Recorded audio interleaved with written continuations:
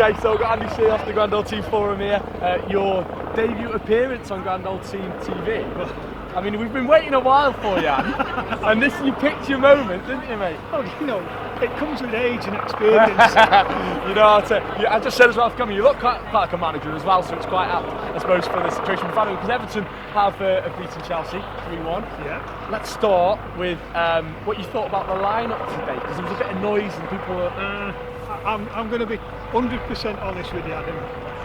When I saw the lineup, my heart sank. Okay.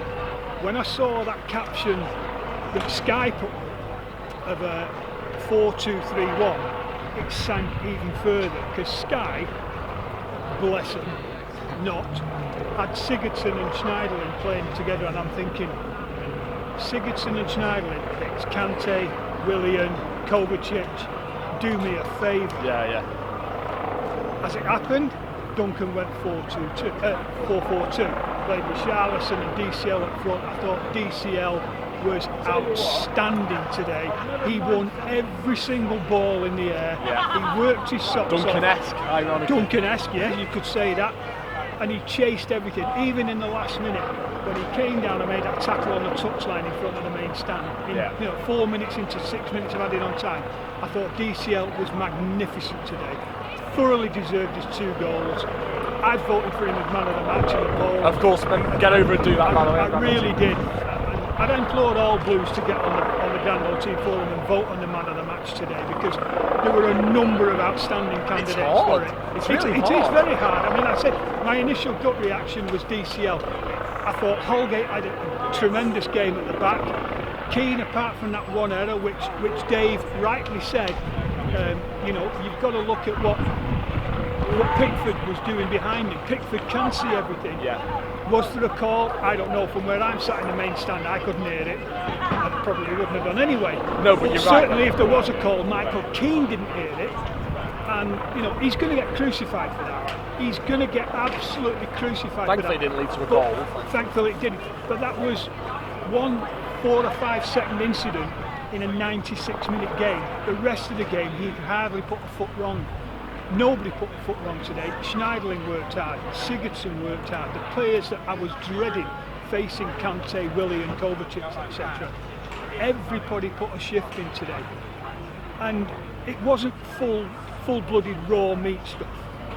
You know, there was finesse, there was style. The move for the first goal was a peach, a great cross from Sidibe, great header, archetypal centre-forward header, put it down, goalie rooted to the spot like a stuck pig. No chance.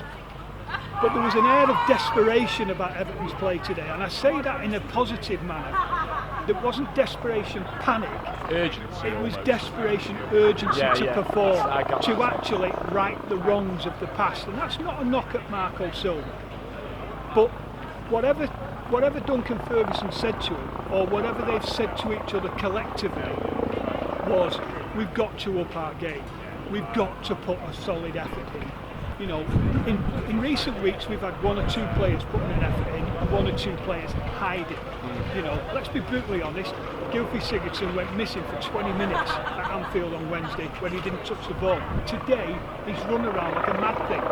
That's the desperation I'm meaning. There wasn't panic. Even when Chelsea pulled a goal back, the Blues didn't panic. They hung in there. They got straight back on the front foot, which was very, very pleasing to see. And even in the last 5 minutes, you know, 2-1 up, Chelsea coming hard, you know, all right, not breaking us down, but coming hard, and they've got some quality. Everton was still looking to go forward, and I'm thinking, hang on a minute, should we actually now be looking at shot? What do I know? They kept going forward, they got the 3rd goal, the place went nuts, we're all going home with 3 points, we've climbed the table a couple of positions, you know, we can go to Old Trafford next week thinking, you know, let's take it to them. Yeah. You know, we've raised our game for a big game.